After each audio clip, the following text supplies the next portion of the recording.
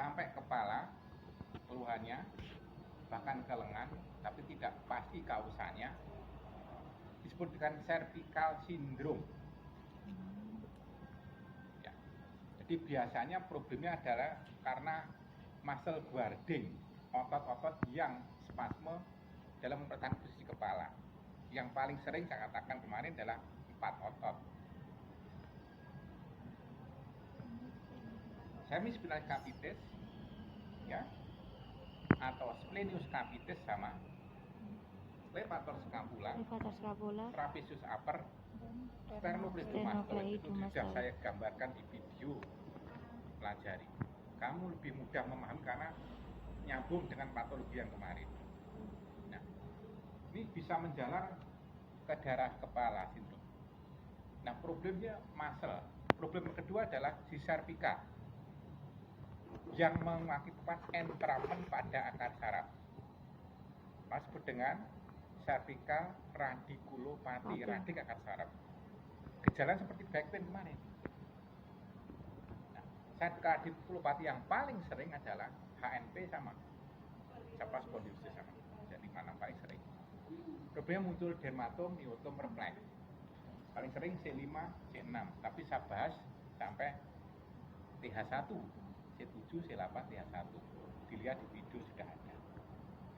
Problem leher dan bau kaitannya masih bisa dipengaruhi oleh saraf tepinya, bukan akar sarafnya, saraf tepinya. Saraf maxillaris, deltoid, musculocutaneous otot. Biceps, thoracalis dorsalis, longus otot 100 anterior, suprascapular otot infraspinatus, ya, kemudian scapula dorsalis mensarap otot, scapula dorsalis mensarap otot rhomboideus, aksesoris C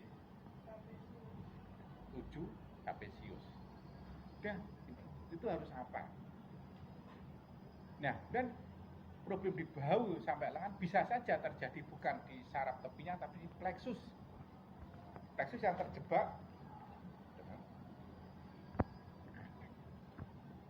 di antara yakni scaleni anterior dan medial lewati plexus brachialis dan arteria vena subclavia dan perjalanan plexus dan arteria vena subclavia dan turun ke distal melalui costoclavicular dan pectoralis minor. Itu thoracic outlet atau celah di daerah torak. Ada 3 bagian, scaleni anticus, costoclavicular dan pectoralis minor. Itu nyeri di bahu dengan sumber nyeri di tempat lain yang migrasi atau dirujuk ke daerah bahu. Ya, bisa oleh karena muscle guarding, muscle, cervical radiculopathy. Nah, kalau cervical radiculopathy ini disebut dengan CRS, beda dengan apa? Cervical root syndrome. Ini kalau cervical syndrome belum tentu rootnya, belum akar sarafnya. Nah, dan yang kedua setelah root syndrome adalah problem nervis saraf tepinya. Saraf tepi bisa mengikuti problem dari akar saraf dan bisa berlanjut jadi TOC, thoracic outlet compression syndrome. Sudah ditonton videonya. Sekarang problem yang berikutnya, problem yang kerusakannya atau topis lesinya atau gangguannya terjadi pada daerah bahu itu sendiri. Nah, daerah bahu ini dikategorikan ada kelainan yang bersifat ekstra artikuler dan atau non artikuler. Problemnya yang paling sering adalah problem pada rotator cuff, rotator cuff tendinitis atau bursitis subdeltoidea, ada masalah di situ. Nah, rotator cuff ototnya yang pertama adalah otot supraspinatus, infraspinatus, ini subscapularis. Kalau saya lihat seperti ini nggak nampak, nggak di sini masuk sampai ke semua melekat di tuberositas major humeri. Nah, kalau ini mengalami masalah pada saat gerakan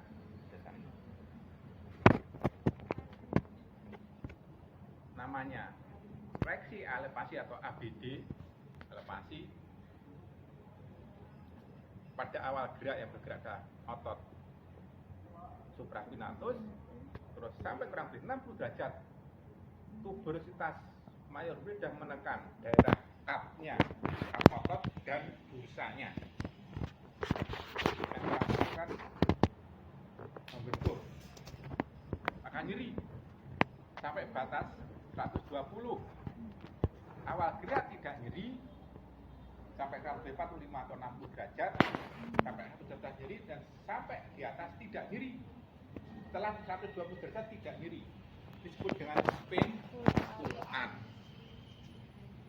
Jikalau rotator cuff dan bursitis itu syarat utamanya harus ada pain pull up. Oke. Otot supraspinatus terputar ya. Nah, nggak tata. Ya. Ini dari tendonnya adalah di daerah tuberositas major humeri, ini spina scapula. Ya kan? Ini ototnya, hanya saya ilustrasikan sebagai ototnya. Ini tuberositas major humeri. Ya, ini ilustrasinya. Hadir.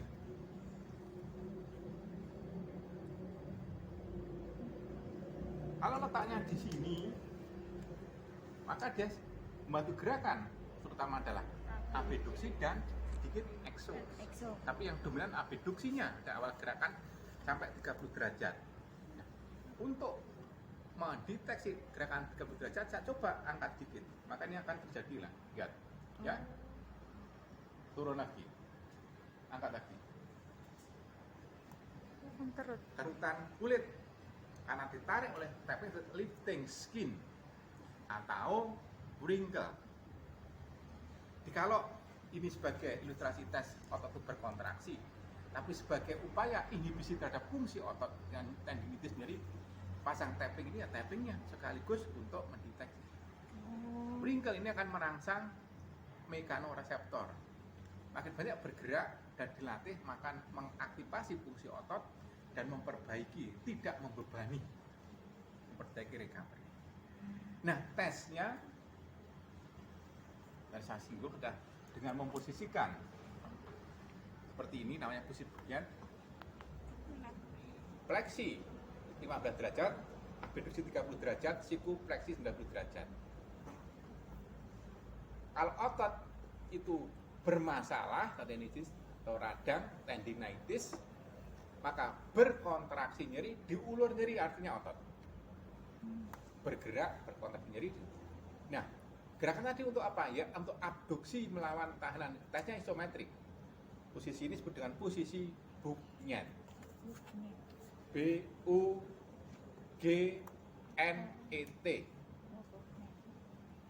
Nah, kalau saya sarankan, ya isometrik berarti pasien ini saya suruh nahan ke arah abduksi, saya dorongkan ke arah adduksi. Tahan, jangan mau, tahan. Jangan mau, tahan. Nah, ini akan berkontraksi. Tahan, ya, kuat, tahan, kuat. Berkontraksi. Nyeri. Lihat abduksi nyeri melawan tahanan isometrik, ngulurnya seperti ini ototnya. Nah, lihat, ini tetap ulur. Itulah terulur. Ya. Jadi tendinitis supraspinatus dapat didiagnosis, diinterpretasikan dengan pain pull up positif, gerakan isometrik melawan tahanan, abduksi juga positif, ada positif nyeri, dan passive stretching. Pasif stretchingnya. ADD horizontal. ADD horizontal. Nyeri. Jadi kalau passive stretching itu mengulur berlawanan dengan fungsi. Ya. Otot yang kedua, otot supra infraspinatus, lah supra infra. Ya, sama, terus mayur humberi diraba. Ya. Ini spina scapula, jelas sekali ya, ini spina scapula. Ini maka ototnya tarik seperti ini. Ya, Anda lihat. Ini untuk mempermudah. Nah, yang saya gambarkan.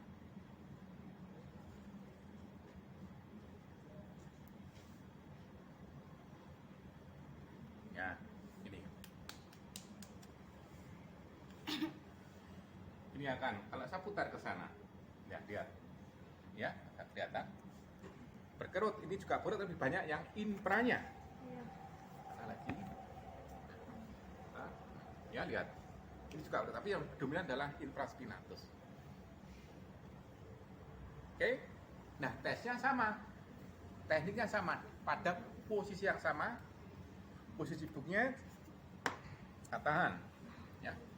Dia fungsinya ke arah gerakan eksorotasi, kita tahan ke arah endo. Jadi dia mempertahankan ke arah ekso. Jadi seperti ini sama, ya, lebih rileks. Nah, seperti ini, tahan jangan mau. Nah, jadi melawan saya ini. Nah, ya, ya, ini endo, ekso, seperti ini, tahan.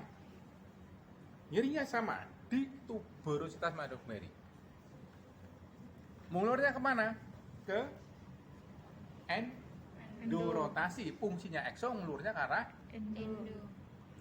endo. Sini nggak bisa bentur badan. Ini nggak mungkin. Kenapa ini nggak mungkin? Penduluarnya positif, diangkat segini sakit. Maka ini kita geser di sini. Nggak bisa. Nah, ada cuma sampai sini toh. Bisa ya ini. Ya, yang kita endokan lengan bawahnya, tidak ini ditarik ke belakang, tapi ini diputar. Ya, ini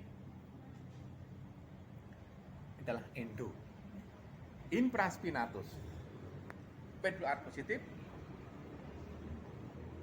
ya, statik isometrik melawan tahanan, eksorotasi positif nyeri, endorotasi pasif stretching nyeri. Ya, kemudian yang ketiga, tidak mungkin diraba, tapi dapat saya ilustrasikan. Kalau ini masuk dari dalam, ini saya pernah dijelaskan. Seperti ini, sebagai penggerak ekso dulu, penggerak ke sana, indo. Tapi di dalam ini dia akan melintang sini, sehingga dia seolah-olah akan menarik ke arah endorotasi.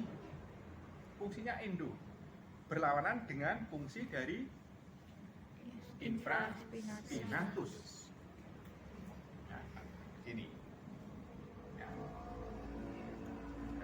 Oke. Saya sesuaikan dulu posisinya biar. Ini sebenarnya bukan untuk, ini hanya ilustrasi lintasan ototnya kira-kira seperti ini. Ya. Ya, kita lihat di sini. Ini adalah clavicula. Ini di bawah sampai sini, tapi ini hanya sekali lagi hanya ilustrasi supaya mudah memahami.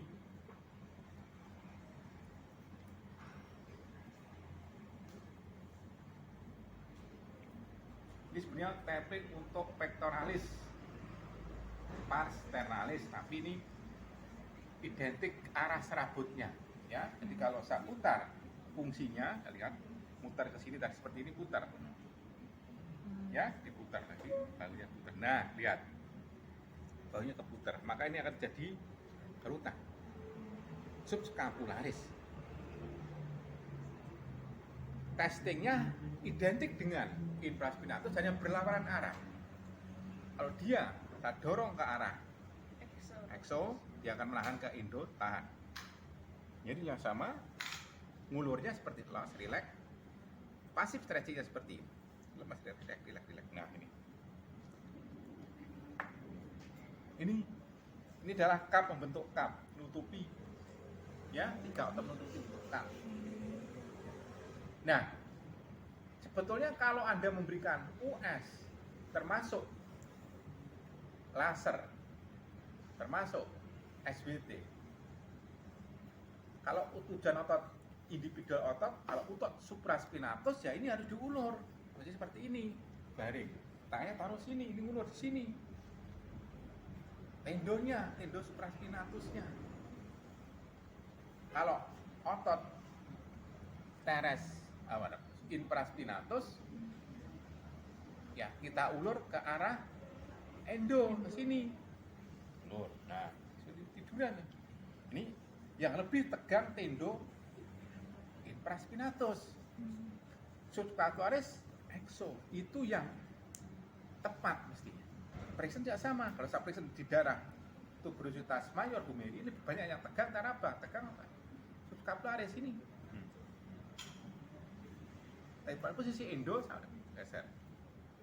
Yang terulur adalah apa? Infraspinatus. Nama ini ya. Ya terasa tak? Nah, dan kalau dalam posisi aditi horizontal supraspinatus. Tuh. Ya. Nah, dan tes berikutnya pada sana masih satu lagi bursitis subdeltoidea atau subacromialis sama. Subdeltoides atau di bawah acromial dan di bawah deltoid. Kalau jebakan. Nah, ini kita lakukan tesnya gerakan isometriknya pada posisi Bugnet. Itu ada ekstensi siku pertahanan. Dia melawan ke arah ekstensi, saya berikan dorongan subfleksi. Tahan, jangan mau. Nah, ini. Seperti ini kalau kuat. Ini ada gaya mekanik yang naik menekan bursa. Pain blue art-nya tadi positif, tapi tes isometrik dan stretching enggak ada jelas. Kita pastikan jangan-jangan bursaitis. Pada posisi Bugnet, ekstensi siku,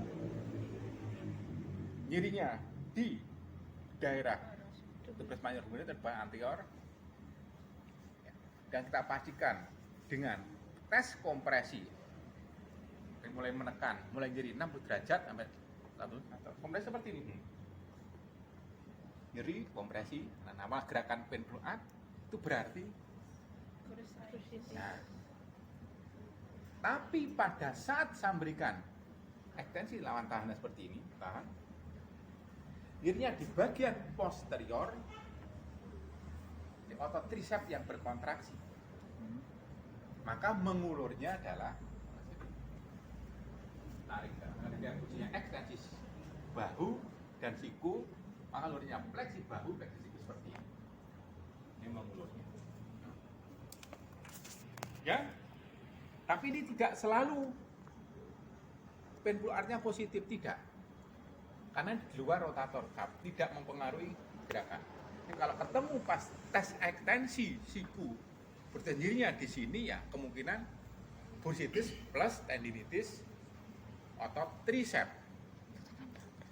Satu lagi saya tambahkan, nah kalau ini tadi flex ekstensi, sekarang fleksi, tahan, kontraksi, nyerinya di bagian anterior. Tadi kalau anterior kan ekstensi, ya. Kalau fleksi berkontraksi otot apa? Bicep. Mengulurnya, bicep itu fungsinya untuk apa? Fleksi bahu, fleksi siku, dan pronasi. Maka ngulurnya ekstensi bahu, ekstensi siku, dan supinasi seperti ini. Tarik, rasa tarik. Kalau saya ini supinasi, kalau pronasi kan masih saya naik lagi karena kendor. Ini tidak. Ini lebih. Ya, ini contohnya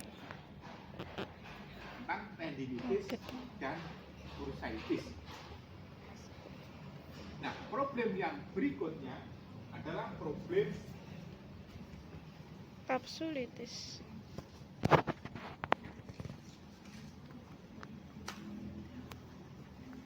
pada sendinya itu sendiri mengalami kapsulitis adhesiva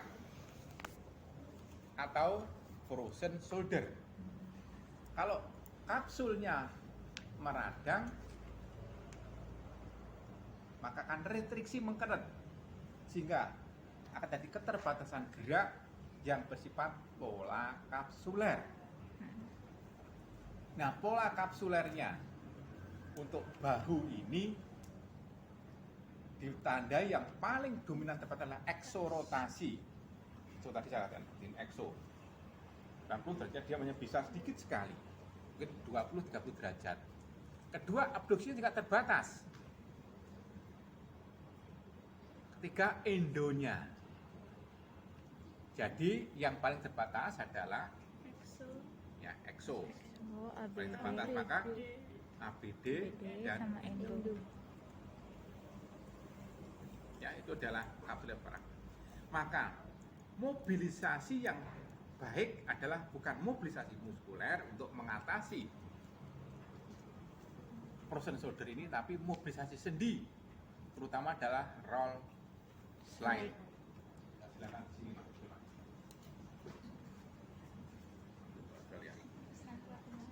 Kalau tadi pakai boleh nggak Pak? Harus pakai dulu.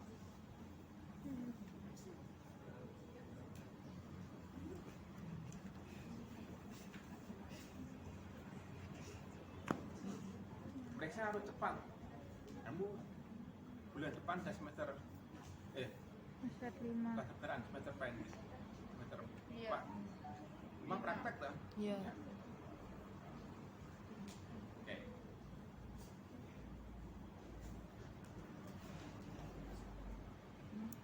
Nih. Badmintonครับ Problem bahu roll slide. Anda diajari untuk menambah abduksi, slide-nya kemana? Udah, ini patut dilakukan, ini ada roll itu menggiling.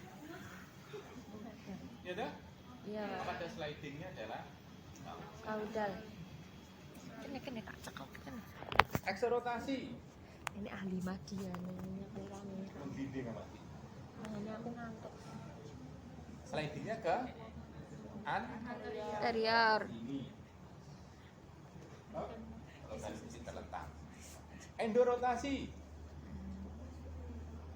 Slidingnya ini ada rollingnya, kalau enggak ada sliding nanti akan keluar. Slidingnya ke posterior. Posterior. Sehingga sliding ke sini. Biasa sliding seperti ini, itu menambah apa? Ke posterior. Ingat,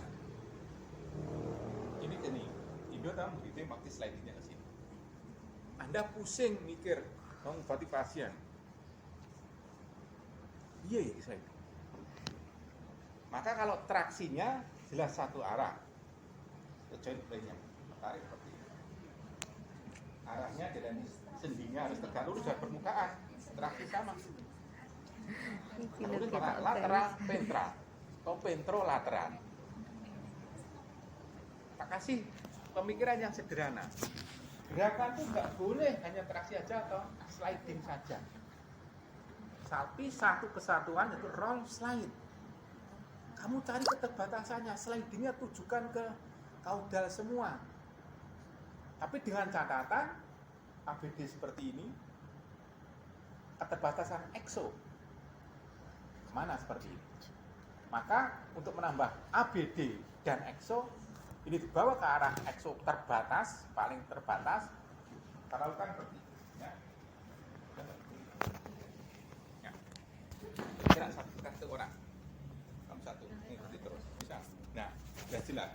Untuk menambah ABD dan ekso sudah. ABD ini tetap keterbatasan, ekso seperti ini. Ya, lihat. Roll ke sana hidungnya, sliding. Ya, roll, slide. Ya, roll, slide. Sudah, kelihatan. Ya. Ini kelihatan di sana.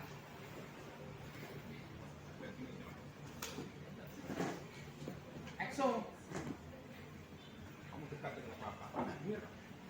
Hanya main dirolkan ke arah abduksi, slide-nya ke arah kaudal. Diambil untuk keterbatasan ABD dan ekso. Udah, roll, slide. Bareng. Jangan cuma ini tok, ya enggak bisa. Harus apa gerakan saya melatih sliding enggak? Indo dan ABD. Ini diindokan, sama. Ini Indo seperti ini. Tetap. Sama. Roll, slide. Teng. Di sini nih kan bisa seberapa? Kan. Tukeran dikit, tambah EXO lagi. Paling batas kan EXO. So, ini saya. Ya. EXO. Bisa geser ke abduksi dengan rolling yang bergerak. Sliding. Roll, slide. Roll. Tes lagi, makin meningkat enggak? Oke? Pernah diajarin ini kan? Sudah bisa tes keberakan kepala, bisa enggak? Dua-dua tangannya. Dia memainkan tambang exonya. Exo slidingnya ke anterior. Buka kedua lengan, samping. Ini di rolling kan ke arah ventral. Roll. Ya. Roll, slide. Ya.